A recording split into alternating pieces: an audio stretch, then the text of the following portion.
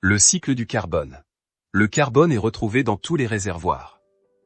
L'atmosphère, la lithosphère, l'hydrosphère et la biosphère. Dans ces réservoirs, il occupe différentes formes et s'échange sous divers processus. On peut distinguer un cycle terrestre, qui se traduit par un échange entre l'atmosphère et la lithosphère, et un cycle marin qui se traduit par un échange entre l'atmosphère et l'hydrosphère. Le cycle terrestre. Durant le processus de la photosynthèse, les autotrophes se fournissent en carbone à partir de l'atmosphère. Les plantes utilisent l'énergie du soleil et le CO2 de l'atmosphère, pour produire des glucides. À partir de là, les consommateurs convertissent les glucides et l'oxygène en énergie pendant la respiration, rejetant par la même occasion du CO2 dans l'atmosphère. Le rejet du carbone peut également se faire par la décomposition du carbone de la matière organique, en dioxyde de carbone et en méthane. Ce processus s'appelle la fermentation. Le recyclage du carbone fait donc intervenir trois réactions de base qui sont la photosynthèse, la respiration et la fermentation.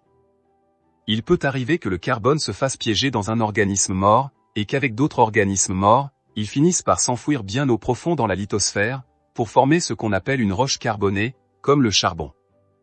Ces combustibles fossiles constituent une source d'énergie exploitée par l'humanité.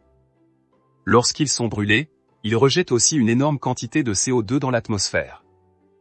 On retrouve donc le carbone dans l'atmosphère, principalement sous forme de CO2, et un peu sous forme de méthane. Les processus océaniques.